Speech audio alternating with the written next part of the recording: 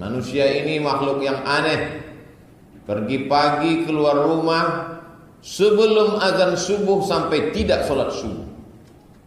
Pulang terjebak di tengah jalan yang ramai penuh dengan hiruk pikuk kota besar sampai tidak sholat maghrib. Sampai ke rumah lelah memejamkan mata sampai tidak sempat makan. Sehari, 2, 3 hari, sebulan menjadi setahun, menjadi kebiasaan. Akhirnya Allah bisa karena biasa. Meninggalkan salat menjadi ringan dan meninggalkan makan tidak berkesan.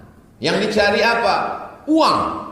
Setelah uang didapat, ternyata uang itu pun tidak sempat dinikmati. Diserahkan ke dokter spesialis, ke rumah sakit yang besar, megah dan mewah. Karena ternyata kecanggihan medis tidak bisa menambah usia, umur yang sudah ditetapkan Allah Subhanahu wa ta'ala. Manusia ini makhluk yang aneh. Tidak lagi ada rasa takut dalam hati sehingga menganggap semua bisa dibayar dengan uang. Akhirnya dicarilah uang sampai mengorbankan Allah. Tidak lagi ada dalam hatinya ketakutan, rasa khawatir bahwa dia akan mati menghadap Allah. Akibat tidak ada rasa takut, lalu menghalalkan segala cara, masuklah makanan haram ke dalam perut. Sepiring nasi berubah menjadi setetes darah. Setetes darah disemburkan jantung naik ke otak. Otak yang diisi oleh darah yang haram menjadi gelap. Nasiatin, ubun-ubun. Kenapa disebut ubun-ubun? Karena otak bagian atas, bagian depan yang selalu berpikir menentukan arah kanan atau kiri. Apakah dia makan atau tidak? Maka pada saat itu otak yang diisi oleh darah gelap, darah haram, darah riba, darah korupsi, darah sogok, nasiatin, ubun-ubun, kazibatin, pendusta, pebohong, penipu, khatiatin, pelaku dosa. Lalu kemudian yang dosa tidak lagi dianggap sebagai dosa, Allah bisa karena biasa. Itulah ulah manusia.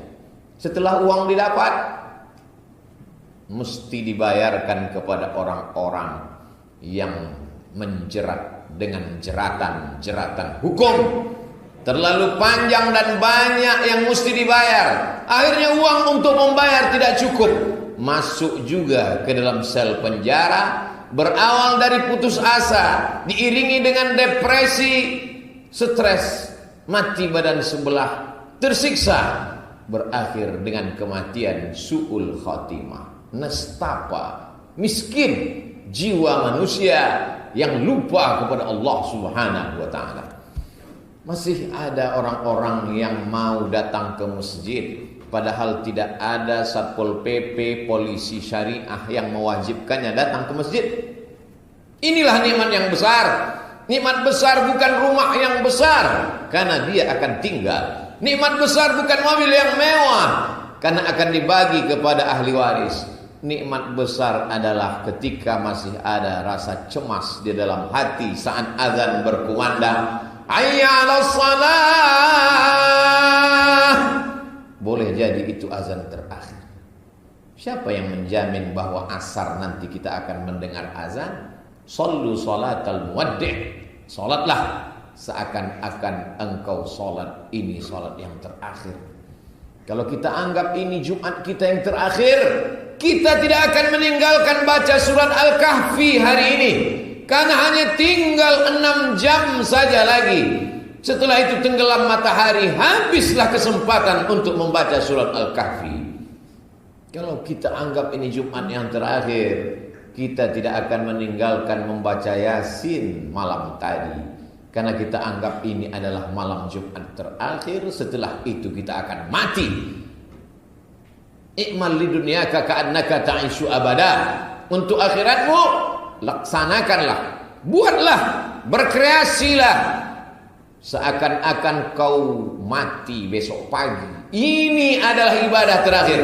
Tapi kalau untuk dunia, Para arsitek berpikirlah bahwa engkau akan hidup selamanya.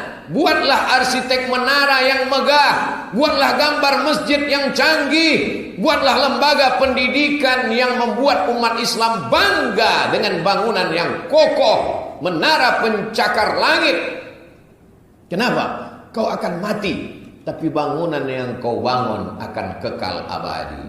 Mungkin kau tidak kaya, kau tidak bisa memberikan semen, mewakafkan tanah, tapi gambar yang kau buat, walaupun kau dapat gaji, tapi gambar yang kau buat dengan tulus ikhlas karena Allah Subhanahu wa taala, dia juga menjadi amal jariah. Likulli sulama minkum shadaqah. Setiap tulang-tulang sendimu bernilai sedekah. Tanganmu yang menorehkan pensil di atas kertas yang putih karena rezeki yang diberikan Allah. Bentuk tangan sama, tapi gambar yang dihasilkan berbeda. Bentuk tenggorokan sama, tapi keluar yang suara tak sama dari mulut yang sama. Bentuk kepala sama, tapi isinya macam-macam rupa. Maka pada saat itulah Allah memberikan kelebihan. Andai Allah tidak memberikan kelebihan rupa kepadamu, andai tidak diberikan Allah kelebihan harta kepadamu, lebihkanlah rasa takut kepada Allah Subhanahu wa ta'ala. Kalau kau habiskan rasa takutmu kepada Allah, kau tidak lagi takut kepada selain Allah. Takut pensiun, takut nanti makan apa, takut nanti anak cucu susah melarat, akhirnya menghalalkan segala cara yang haram kata orang, halal kau katakan, karena takutmu lebih besar kepada makhluk daripada kepada Allah Subhanahu wa ta'ala. Besarkan Allah dalam hatimu, kecil dunia di ujung pelupuk mata. Besarkan Allah di dalam jiwamu, kecil dunia dalam pandangan matamu. Maka tidak ada cara lain kecuali mendekat kepada Allah Subhanahu wa ta'ala. Kalau hari ini masjid masih lagi banyak orang takut kepada Allah, pertanda nikmat masih ada. Walau anna halal qura amanu, kalau penduduk suatu kampung, suatu negeri, suatu kota masih beriman, wattaqau, takut dia kepada Allah, la fatahna alaihim barakatin, kami bukakan barokah-barokah minas sama, dari langit, wal ard, dari bumi, walakin kadzabu, tapi kalau mereka mendustakan ayat-ayat kami, akhadnahum, kami cabut nikmat itu. Allah tidak zalim, Allah tidak aniaya. Kalau ada orang masuk neraka bukan karena Allah zalim, karena Allah sudah berikan akal, Allah berikan mata, Allah berikan telinga, Allah berikan kudrat kemampuan, Allah berikan iradat kemauan. Pakailah, kita manusia yang bebas merdeka, bukan dikerangkeng oleh belenggu kemauan orang lain.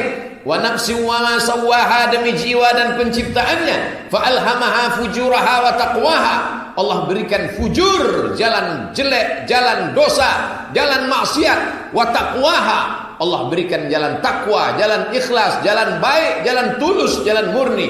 Qad aflaha man zakkaha, beruntunglah orang yang memilih dengan tepat karena dia sudah mensucikan hatinya. Wa qad khaba man dassaha, merugi dan sia-sialah orang yang mengotori jiwanya. Dengan penuh kesadaran dia berkata, aku memilih ini karena takdir Allah. 2 kali dia berdosa. Pertama, berdosa karena memilih yang salah. Kedua, mengkambing hitamkan takdir, padahal dengan penuh kesadaran dialah yang melakukannya. Apapun yang terjadi di atas dunia atas kehendak kuasa Allah, betul. Akan tetapi Allah berikan kita al-kasbu wal ikhtiar. Ada usaha dan pilihan. Ketika kita mencari dengan cara yang halal, sudah kita peroleh, kita tempatkan kepada yang halal, beruntung. Tapi berapa banyak orang mencari dengan cara yang haram, dia tempatkan di tempat yang halal. Wa yahsabuna annahum yuhsinuna sun'a, mereka menyangka mereka sedang berbuat baik, beramal soleh. Kalla, sekali-kali tidak. Innallaha thayyibun, Allah maha suci, la yaqbalu illa thayyiban. Allah tidak menerima kecuali hanya yang suci-suci saja. Wa anfiqu, berinfaklah, wa anfiqu, bersedekahlah, wa anfiqu, berwakaflah, min thayyibat, yang baik-baik saja. Innallaha thayyibun, Allah maha baik, la yaqbalu illa thayyiban. Allah tidak menerima kecuali hanya yang baik-baik saja. Berapa banyak orang yang mencari dengan cara yang baik, berdagang berniaga baik, bercocok tanam baik, menjual jasa dengan cara yang baik, hasilnya baik, tapi dipakai untuk tidak baik, atau bahkan tidak dipakai sama sekali, disimpan, menganggap hidup akan 1000 tahun lagi, menganggap bahwa mati masih lama, karena medical check up terakhir mengatakan semua sehat, dari ujung rambut sampai ujung kaki sehat. Berapa banyak orang mati tanpa sebab? Berapa banyak orang yang dinyatakan sudah ada sebab-sebab kematian, bahkan sudah divonis waktunya, sampai hari ini belum juga mati. Mati kuasa Allah. Innama amruhu idza qada amran ayyakula lahu kun fayakun. Kuasa Allah Subhanahu wa taala. Hari ini kita benar-benar sedang disadarkan bahwa manusia tak berdaya, tak berkuasa, la haula wala quwata illa billah.